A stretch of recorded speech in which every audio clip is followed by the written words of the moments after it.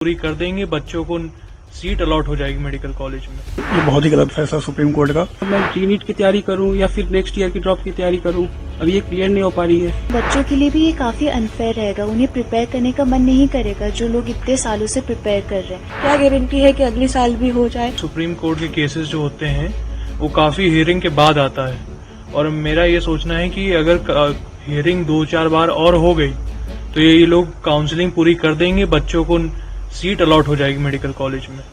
अगर seat allot होती है तो बच्चे वापस आने से कतराएंगे, और वो गवर्नमेंट भी नहीं चाहेगी कि उनसे सीट वापस ले। इसलिए मैं चाहता हूं कि हियरिंग जल्दी और हमें रीनीट जल्दी हो पाए। ये बहुत ही गलत फैसला सुप्रीम कोर्ट का।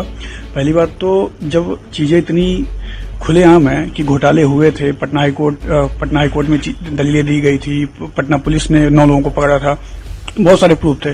सीधा ही रीनीट करवाना चाहिए था, इस पेपर कैंसिल करना चाहिए था, रिजल्ट रद्द करना चाहिए था।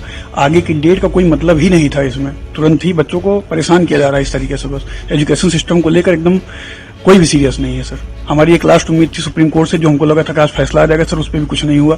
सर अब हम किससे बात करें अब? मुझे ये क्लियर नहीं हो पा रही है कि ये नेक्स्ट हियरिंग अब होगी, अगर फिर वो आगे डेट बढ़ती है तो मतलब मैं रीनीट की तैयारी करूं या फिर नेक्स्ट ईयर की ड्रॉप की तैयारी करूं, अभी ये क्लियर नहीं हो पा रही है। तो बस लेकिन काउंसलिंग पर रोक लगाने से भी इनकार है सुप्रीम कोर्ट का। हाँ, अगर काउंसलिंग पे अगर रोक लग जाती है तो फिर हमें थोड़ी सी कुछ रिलीफ होती है, कुछ चांसेस बनती है कि अगर रीनीट हो सकती है।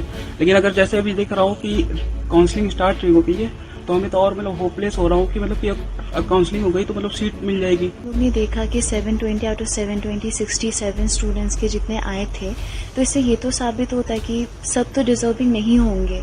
तो अगर डिजर्विंग कैंडिडेट को सीट नहीं मिलेगा मेडिकल कॉलेज में तो बच्चों के लिए भी ये काफी अनफेयर रहेगा, उन्हें प्रिपेयर करने का मन नहीं करेगा जो लोग इतने सालों से प्रिपेयर कर रहे हैं। हम खुद 2 साल से प्रिपेयर कर रहे हैं नीट के लिए।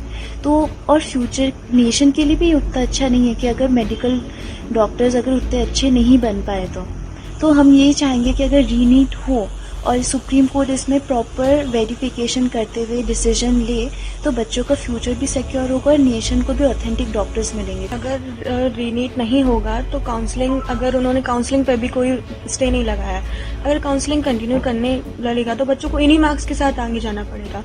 तो फिर 620-630 वालों को तो कोई कॉलेज अलॉट होगा ही नहीं, क्योंकि इतनी तो गवर्नमेंट सीट ही नहीं है। ठीक है, और हर कोई बच्चा ऐसा तो नहीं है ना कि अब 630-640 लाख ही बच्चा प्राइवेट कॉलेज में लेगा, ये भी पॉसिबल नहीं है।